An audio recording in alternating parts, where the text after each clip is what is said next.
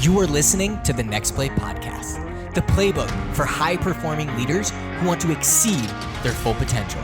From walking on the Ole Miss football team at 5'7", 150 pounds and earning a full D1 scholarship, to coaching thousands around the world and working with massive organizations like IBM.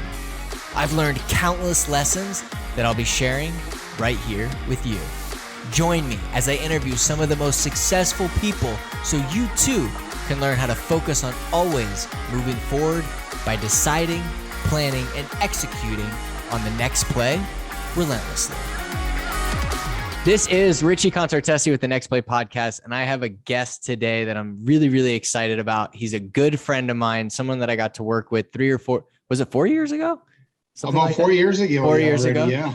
Got to work with him and his team. But this is someone who's extremely special, has a lot of experience, has had unbelievable success, and just does a phenomenal job of focusing on growing people and teams and growing his team members' income, which ultimately grows the company's revenue. He's started his own company now, which is probably way long overdue. He's had 30 years of experience in sales, finance, operations, marketing.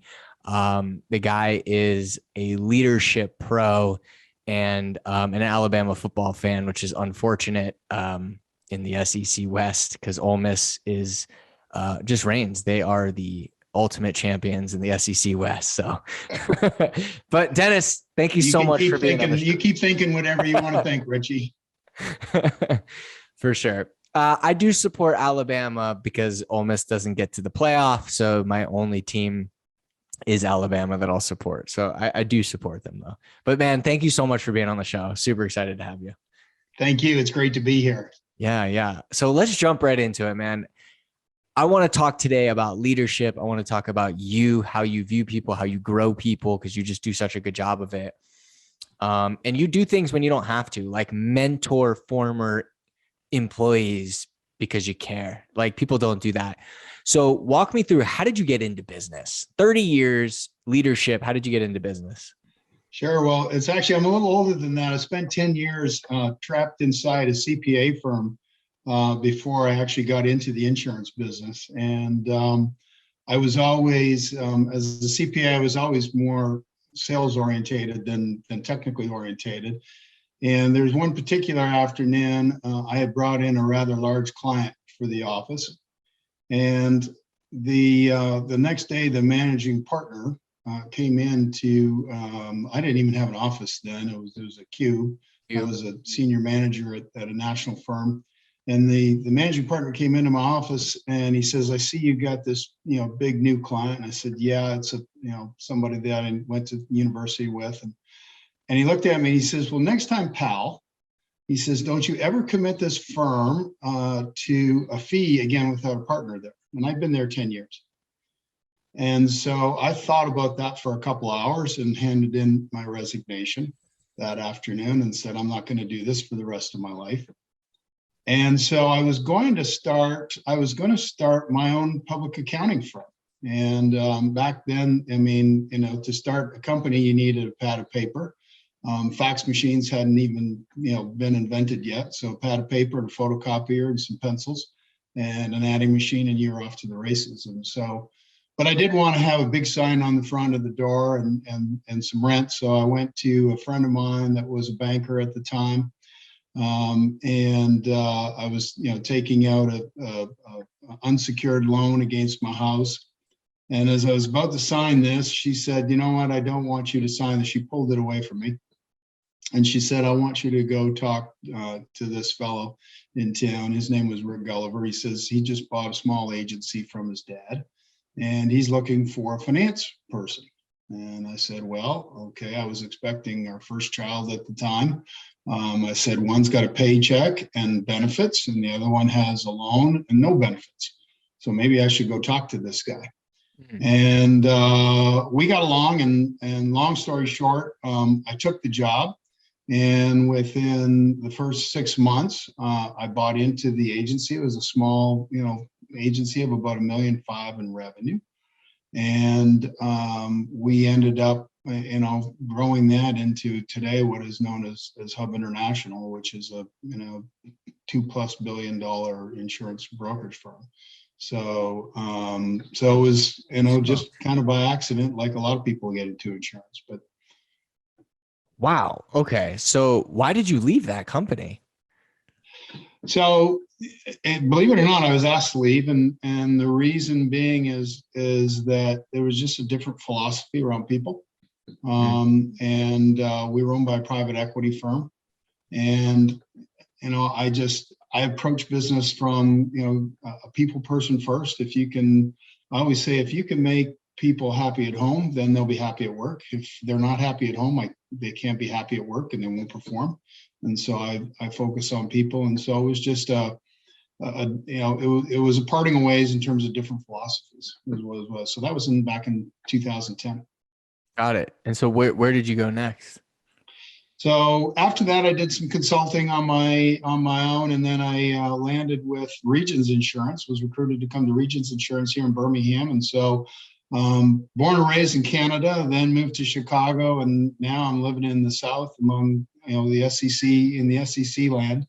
And it was a very nervous move. It was the first time my wife was from Chicago. It was the first time she'd ever left the area. I'd lived around with Hub, but so we came here, and I ran sales and marketing for Regions Insurance, which at the time was about an $80 million operation.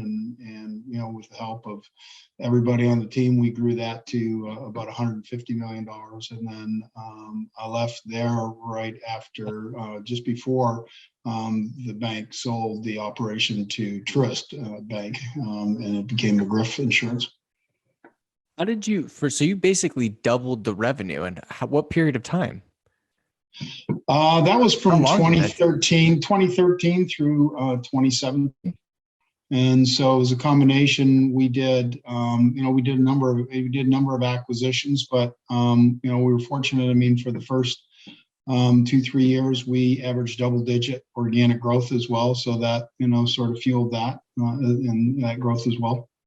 How did you do that? Like, what was what did they bring you in to do? Like, what was your role, and what was how were you able to help the company grow that much? Sure. So when I came on board, the bank had owned a number of agencies, and obviously, at that time it was coming out of the last recession. The bank had just paid back its TARP money, and so for 4 or 5 years, the growth of the agency was basically flat at really the direction of the bank. And many of the agencies that they owned these people didn't even know each other. They were operating as disparate operations. So one of the big things that I was brought on to do was to help connect everybody across the company and bring industry specialists, et cetera, together. So really we had about 150 producers, and so the first task and job that I had was to go meet every single one of them face to face, eyeball to eyeball, and understand who they were, what their goals were, try and set some goals with them. We immediately began to set up sales plans and goals. We built a very modest CRM to keep track of things, and so really a combination of creating trust, creating accountability, and camaraderie. I mean, we didn't really introduce any new products or any super newfangled way of doing things. We did in the later years, we did as I was ending there, we were working with a sales training firm and implementing a sales process from that. But I think it's just getting people to care, and understanding. One of the things that I always say to producers is that if your assistant or your customer service representative didn't answer the phone or didn't come to work for 3 days, how long would it take you to call me and say, I want to fire that person? And they usually say, well, pretty quick. Yeah. And I said, but you can go a whole year without writing a new piece of business, and that's okay, to not do your job. And it's great because then their eyes usually dart to the floor in shame. And we said, okay, so we have an understanding, right? This is a microcosm. The receptionist, if they don't answer the phone politely, then your customers start off in a bad mood. If the customer service representatives don't do their job, if the IT person can't keep your phone working or your laptop going, then you suffer. Well, the same thing is that as a producer, if you don't produce, the whole company suffers. And if we don't write new business, we're always going to lose customers. So if we don't write new business, that means we're going to shrink. If we shrink, that means that I've got to terminate people in order to maintain our profitability, or people may leave. And at the end of the day, who's going to leave first? The good people, the ones that can find jobs. The ones that are lousy, they can't find other jobs, is what you're going to be left with to work with, and you and your clients. And so using that philosophy, I find, usually resonates very well with producers, because they always have this, many producers, I don't want to, broad brush paint, but many producers have the attitude of, I'm on commission, I eat what I kill, so what do you care? I don't cost you anything. Mm. Oh, so they're all 100% commission. Yes. Got it. So how did you so I understand. So you're implementing this, if you're not producing, this isn't going to work mentality. How did you go about doing that? How did you get people to buy into that and excel in that type of, So, culture? yeah, well, as I said, it started off with a lot of one-on-one meetings, but then it also, as we started to implement sales processes, we did a lot of coaching. We had myself and 3 other people on the team that did coaching. Each person was averaging, 35 hours of coaching a week with individuals. And what we were doing is, if somebody was going out on a prospect call, our philosophy is, no, we would not go on the prospect call, but we would coach you and prepare you as much as you possibly needed to. And I always, the thing I always used to say was, all right, so you finished talking about football and the weather and all the things you have in common, and they know that you know that they know that you know that you're here to sell them something, and go. What are you going to say? And so our coaching calls were 80% role play. Wow. And that's what I find really prepares a salesperson for a sales call, is to do actual role playing. Because a lot of times, someone will say, well, I think I might say, no, don't tell me what you might say. Right. Say it exactly how you want to say it. And your first 3 minutes in that meeting will decide whether you get to the next stage. And so what we need to do is, we really need to focus on, how are you going to say things? How are you going to present things? And how are you going to look at it so that you're looking at it from their point of view, and not your point of view. And it feels like you're there to help them versus you're there to sell them something. Got it. I like that. So it was tons of role playing, role playing. Okay, cool. So you built this company, Regions, you basically were there, you helped them double the income. What happened after that? So again, Truist, the bank was in the process of selling, and so there was a number of us from the management team that were jettisoned prior to that sale. And then the original CEO of Regions, a good friend of mine, Curran Coco, had left before me and was recruited. We had tried to buy a premium finance company a couple of times and never got to the altar. And he ended up being recruited by that firm as the CEO. And so shortly after I left Truist, actually I'd spent about a year doing some sales training, because I always wondered if I wanted to do that full time. I really enjoyed it. I worked for a top 10 global training sales firm out of Atlanta. But I realized that standing in front of the room, as much as I did enjoy it, I preferred running and growing a company. And so Curran recruited me to come and run sales for a premium finance company, which is related to the insurance business. And so about a year after I left Regions, I ended up running sales for U.S. premium finance. Got it. So when you worked for what I think is it Aslan Training and Development. Aslan Training and Development. Yeah. Okay. Great so training you firm. so you were actually going out. Were you the one going out and doing the sales training?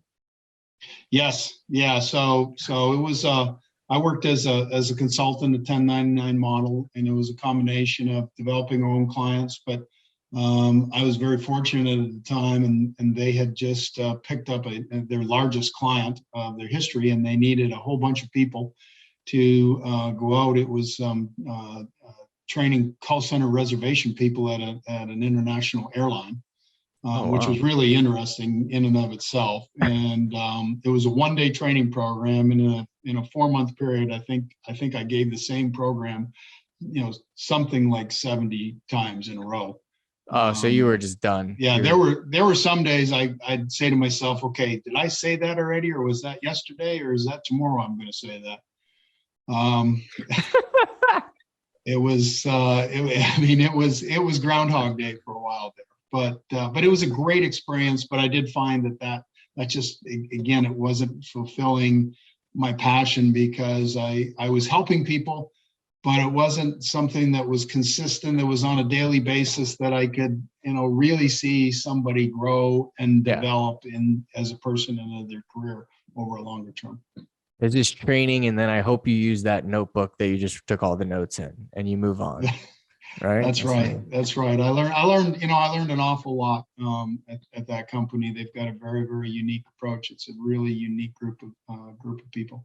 What was the approach? Like, what was the big, you have to go into the detail, but what was like your big, uniqueness that you used that you really liked? Yeah. So a couple of things. Number one is that at the heart of that is to be a good salesperson. Their mantra is to be other-centered. Okay, in other words, you're focused on the other person, not on yourself. And if you do that, they'll see that. And then the second part of that is really building a discovery roadmap, so that you can truly understand what it is that is on that CEO's whiteboard in his office that matters to them. Because what you have to do is you have to understand what is it that the CEO of that company is concerned about in his business. And then the next question is do you have a solution that can help that? And right. A lot of people in sales today, they'll walk in with a war chest of products or services. And, it's like the knife guy that comes to your house, right? Yeah, exactly. You pull out this knife and he says, oh, you don't like that knife? Well, guess what? I got another knife. Then you might like this knife. And this is a guy, how crazy are these guys? And they've been to my house. Trust me, they've been to my house. I wanted to grab one of those knives and stab them with it. These knife salesmen, they're brave people. But at the end of the day, what people do is they, hey, I've got this solution, and they go, I'm not interested. Well, that's good, because guess what? I've got something else that you're going to like too. Yeah. Right. And it's, walking in and believing that what they want, and therefore they're going to love your solution, as opposed to trying to understand what it is. And from that, I've developed really a framework, and with many salespeople, if you ask questions that what the possible answers are. So I train people to say, look, if you're going to go into an interview, I want you to ask a question, and I want you, prior to that interview, to develop every possible answer that could happen, right? And typically, no matter who you're selling, who you're working with, who you're trying to present to, it's going to boil down to price, product, or service are going to be the three core type of answers. Definitely. That you're going to get. Right? Yeah. And so it becomes a really simple process, because if they say, look, price is most important to me, right? I simply train them to say, well, the next question is what? Could you tell me more? Yeah. Right. And they will tell you the horror story. Right? Or simply on price, could you tell me why you think you're paying too much? Yeah. And they never can. They just go, I just am. Yeah. Right? Of Well, can I course. help you understand that? Yeah. If it's service, right? Well, tell me more. And guess what? They will tell you their worst service issues that they've ever had. And by asking that one question, tell me more, you get them talking, and you find out exactly what their problems are and what they need. And that then leads to the next part of the Yeah. interview to find out more. So it's not, I try and teach a very, very simple process with just 3 or 4 questions that you have to remember. Simplify. So is that why you feel like as a leader, and we can jump into this. Let's jump into, so you're at US Premium Finance. So you left the training company and now you're in a sales leadership role, right? You had, what was it, like 20, 22 sales pros under you there? Yeah, so I left there and went to another private equity owned insurance agency as the COO and was responsible for operations and sales. So in other words, once we bought them, I was responsible for all of that. And we did about 100 acquisitions in the first year. So we grew from 50 to 300 million in revenue. So we had a lot going. We had a lot going on, a lot of introductory calls. Spent a lot of time with people, really just introducing to the company, letting them know what all the specialties of all of our other partners were, because we're a national firm, how they could use their other partners to cross-sell business. In addition, I actually purchased one of the top insurance training firms in the country, a company called Beyond Insurance, owned by Scott Addis. And Scott, if you've ever read Seth Godin's book, Purple Cow, Scott takes the Purple Cow approach in terms of how do you stand out, how to be different. He's had some great things. We started to put producers through remote online training sessions. One of the programs is called a Trusted Risk Advisor, which was a great program and really moved insurance producers away from being an insurance product quoter to a truly trusted risk advisor, focusing on risk and value versus product and price. Freaking so this is before US Premium? This was right after US Premium. Right after. Okay, got it. Right after, yeah. So I'm sorry, yeah, we kind of got. I did the Aslan training, then I went to US Premium, and we spent a year and a half with US Premium, building a whole team. I think we hired something like 15 new salespeople while I was when there. you got there was only 6 people, or because there was like what, 20? There was 6, and then 3 or 4 decided to leave. You were stuck with like 3 people as a result of some select coaching. And then we went on a spree, and we really hired a national sales force. So we had, we were mostly in the Southeast and the Northeast, and then we expanded all the way to the West Coast up into the Midwest as well. And, mostly we tried to recruit people who knew, the premium finance business. We tried to recruit people that knew insurance because their customers were insurance brokers. And so I felt that it would be more successful to have people that understood insurance as opposed to people that understood finance.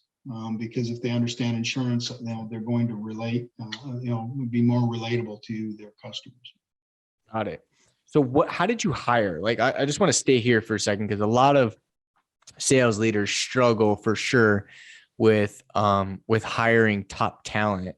You hired a lot of people in a short period of time. What was your approach to that? I mean, number one, I get it, insurance experience, but what else? Like, how did you do it? How did you go? Well, so a couple of things. It was very interesting. Usually I try to start by convincing them the reasons they shouldn't take this job. That's interesting. And it's, one of the things in sales is that, if you approach somebody with the notion of, hey, I've got what you need and I know what's good for you, versus if you approach them as, look, this is a solution that I have. I'm not sure that it's a fit for you, but if we could do some discovery, maybe we could find out if it makes sense to go further and have another meeting, right? Yeah. And so in the interview process, I would simply say to them, look, I don't know if this job is a fit for you. Let me tell you the good, the bad, and the ugly. And in this particular job, it was, part of it was, I said, look, I'm expecting you to make 8 to 10 live. This was pre-COVID, obviously, but 8 to 10 live door knocking calls every single day. And I said, if you don't love your car, if you don't love being on the road every day, and if you have any reluctancy to knock on a door, then we should end the conversation now. Right. And of course, when you said it that way, well, what happened is people go, no, no, no, no, no, I love that. I love that. Right. Are you sure? Right. And so, and then from there, once we got through, this is the difficult part of the job. This is where people struggle. Then we would move on to, all right, here's the rewards that, if you want to succeed and you want to do that, these are the rewards that you can reap. This is what our commission schedule looks like. And, this is the autonomy that you'll have in this job, and go from there. And if we got through that part, then another thing that we would do is run a personality profile on the individuals. Pardon me? Like a disc analysis, something like that? Yeah, so the bank used, I can't remember the one that the bank used. I've used for 20 years, I've used a assessment called the Trimetrics Report. It's a very scientific report, and what's very unique about it, it was introduced to me by a person Kevin Wolf, who's been my mentor for 20 years. He's got a leadership firm called Leaders Way, based out in California, but it measures 3 things. So it has, many people are familiar with the DISC profile: dominance, influential, steady, compliant. That's their communication style. It then also measures a person's motivators. Okay, and so when you're looking at a job, so for instance, if you're looking at a service role, you want someone with a communication style that is probably more steady, more compliant. They're not going to lose their temper. If you're looking for a producer, you're typically looking for someone with a more dominant style that can be challenged, right? However, if you don't match the job to a person's motivators, they will become tired with the job. And the easiest example is back, I started off as an accountant, and I was, the CFO of Hub for many, many years. Yeah. And I was adapting my communication style on a daily basis, because as a CFO of a public company, my compliance personality score on a scale of 1 to 100 was a 6. And I was a CFO. Out of 100? Yeah, I was the CFO of a publicly traded company where you go to jail if you make a mistake. Yeah, you can't. Compliance. And so I was adapting very, very heavily. But at the same time, I was happy with my job, because my number one motivator is utilitarian. Okay, the kind of what we call the get her done, the return on time and investment. And so as long as I thought I was being paid enough for that job, I loved my job. The day I woke up and thought I wasn't getting paid enough for that job, I lost interest. And that's really what caused me to come to my partners, and at that point back in 2006, say, look, I don't want to be the CFO anymore. I really feel that I want to work with people, and I want to help turn our operations around. And so monitoring and looking at what those motivators are, what keeps people interested in the long term in their jobs, their communication styles allow them to come home feeling great about themselves. So as I was adapting from a 6 to like a 65 on compliance, I came home, I was tired and exhausted every day. And that's what happens is if you're in a job that doesn't fit your communication style, what happens is you get tired, right? So, Richie, I've known enough about you. If we put a spreadsheet in front of you all day, you're smart enough. I know you could handle it for a couple of days. I'm out. And then you would go, I can't do this anymore. It's exhausting to me, right? And then, but the most important piece of this assessment is it measures people's cognitive skills. It measures what we call the third dimension, and it measures them from both their view of the external world, the extrinsic view, as well as their view of the internal world, the intrinsic view, how they view themselves. Okay, and it will tell you what the cognitive skills tell you is, does this person have horsepower? Okay. Communicators and motivators are hardwired into us by the time we're in our late teens, etc. The only thing that changes them can be life-altering events, but even then they only change slightly directionally typically. Yeah. But cognitive skills are where coaching begins. Okay. And this is where, so if I see an individual and they completed on their intrinsic view, I'm able to see that, hey, this is a person that is very excited about their future, but they don't have a lot of clarity on where their future goes. I'll start off my coaching with this individual and say, what are your long-term goals as a person? And it's kind of like this, is that everybody knows when you start to, you go on a diet and you start to lose weight, right? The greatest day of your diet is when somebody says to you, hey, did you lose some weight? Yeah. Right. Yeah. And you go, no, and, it's big clothes, right? But you go home and now you're really committed to the diet. And what it did is when that person said that to you, it released endorphins. Right. Right. And this is where a lot of coaching people need to understand in terms of coaching, where you want to focus is you really want to focus in many cases on that intrinsic view, is because that is where you are able to really release a person's full potential. On the external side, the external extrinsic side, that's where a lot of times you can see if someone's having performance issues and you can see where to coach them. And so a great way to monitor and manage and determine whether your managers are doing a good job managing and growing people is once a year have them take the cognitive skills part of that assessment and see if the people in their team are progressing. It's a life-changing tool, and I've used it to turn around whole operations. What's the name of it again? Because it's called Trimetrics, Trimetrix. So Trimetrics. Yeah, that's like legit. I just introduced it to my new business partner. He took his assessment today, and so he's excited. He can hardly wait to have his download of his makeup. Interesting. Okay, cool. Because the thing is, like, there's a lot of these different tests out there, but the way that you broke that down is like really, really, like, I mean, that alone, like, there's a lot of value in that. And I hope, I'm definitely, like, as far as leadership and understanding people and the way they think and putting yourself in a position where you can have next play sessions, what we call them, or accountability or coaching sessions, to be able to understand people at that deep of a level. When did you start using this? I started using this about 2003, so it's been almost 20 Holy, years. is this in Australia? What's that?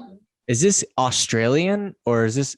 No, there's a lot of Harvard research. My understanding is a lot of Harvard research behind this. So, I started using it in 2003.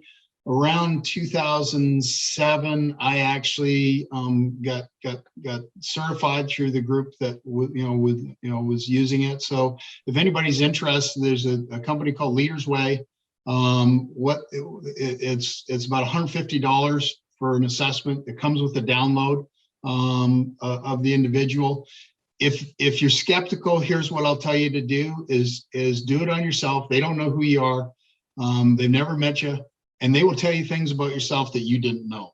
Yeah, that's wild. And you be there, or give them any one of your associates, and don't tell them are they a high performer or a low performer. And I guarantee they'll nail it on the head, what this person is, where their strengths are, where the weaknesses are, and you'll be immediately sold. Damn. That's pretty cool, man. This is legit. It's when you look at the cost, especially when you're hiring salespeople, the cost of hiring and replacing salespeople that don't work out is 3 years salary. I don't care what anybody says. Well, because there's opportunity costs. Typically 2 to 3 years to get somebody to validate. The problem is that there's a great book called Hope Is Not a Strategy. I'm sure you've read it. Yeah. When we hire salespeople, we all put a little hope in that strategy, and we hang in there as long as we possibly can, because we hate to say we made a mistake. Right. And so this is one thing. I don't use it as the ultimate. I use it to help me find where there's going to be problems. So I don't use it as the ultimate hiring tool, but it can identify things where you absolutely don't want to hire somebody, if that makes sense. And so this has kind of been your secret, like okay, so that's hiring side of things. What you did at Premium Finance in a short period of time is you built a whole team. You went from 3 to 20 or whatever in a short period of time. You did it using this. Now let's go to the back end of this, which is how do you keep people? Because you're right. I mean, it is 3 years, because even if they're there a year, you lost a year of growing somebody else, plus all the potential revenue that could have came in that year. There's opportunity costs associated as well. So let's talk about the back end. How do you keep people? So there's a great book. It's called The Speed of Trust. And I've given a number of speeches on it. One of the things that I do is all my teams, I give them books to read, and then we do book reviews, and I get them engaged and learning. But in The Speed of Trust, one of the things I talk about is that there's one person in the world that no one has ever seen. He only comes once a year, right? But everybody trusts him. Now, if that was your boss, you wouldn't feel so much that way, right? Right. And we all know who that is, right? He wears a big red suit. His name is Santa Claus. Right. Right. Why do people trust Santa Claus? They've never seen him. Yeah. It's because he delivers. Oh. Santa Claus delivers. Santa Claus, maybe he did, maybe he gave you a lump of coal, I don't know, but Santa Claus always delivered at my house. Sure. Yeah. For sure. And so the idea being is that you've got to build trust. How do you build trust? You create vulnerability. You let them know that you're human just like them. You identify them, with them at their, with their own problems. The way you get to those problems is by understanding what their communication styles and their motivators are, et cetera, and coaching to that. And once you do that, then, and you continue that, what happens is that people begin to trust you. And if they trust you, they want to be with you and they stay. And the more they trust you, the more they the more they will open up emotionally to listen to what it is you have to say. And, as Richie, you've spoken to my teams before, you've told your story, right? And, one of the things that you talked about that changed your career, that, made you who you were, it was not every coach. It was a few specific coaches that, were able to get your trust, that you knew they had your back, that you knew if you worked your butt off all summer long, all through the season, that you were going to get your chance to play on the field. Right. Very true. Very true. So what's your next play? What's your next play? I know it's something special. It's your own thing. I'm excited. What is your next play? Well, I'm very excited about this. I've got a new partner based out of Fort Lauderdale. It's great. I'm 61 today. My partner's 34. So I'm making sure that he does all the work and I'm doing the mentoring. No, just kidding. But we make a great team, and we're starting our own insurance agency roll up. So we've got a number of firms under letter of intent right now that have said they're willing to join us. They were actually there.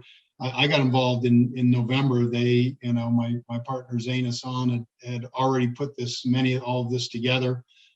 I was introduced to him, and he kind of right away said, "Hey, I would love somebody like you to partner with me. I'm young."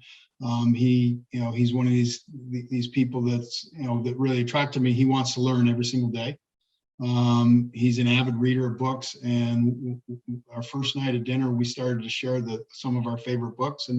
And I'll tell you this: Zain was 15 years ahead of me in my career in terms of his emotional intelligence and knowledge, and so I really, really respected that. And so we've made a great team. Right now, we're in the process of working with investment bankers and private equity firms to try and raise capital to get this off the ground. We feel very confident that we'll do that in the end of the quarter, early second quarter. And we're going to build our own company. We're going to build it special. It's going to be very organic growth orientated, and even though we'll be doing acquisitions, and we're not going to just let people go by the wayside. We want to develop the biggest thing. If we buy an agency, the biggest thing we have to do is develop the leaders underneath of it if we're going to perpetuate the firm. And so one of the things we're going to be very committed to is sales development, leadership development, producer development. Super pumped, man. What is, if someone wanted to find you, they're interested, how do they find you? Probably the easiest way is just go to my LinkedIn account and message me on LinkedIn. That's the easiest way. I could give out my cell phone number, but I don't think I want to do that. Email across America. Yeah. But I think just go to my LinkedIn profile, Dennis Pauls, and reach out to me. Be happy to talk to you. And I'm going to tell you that we're not a fit for everybody out there. We're looking for firms that really want to grow organically.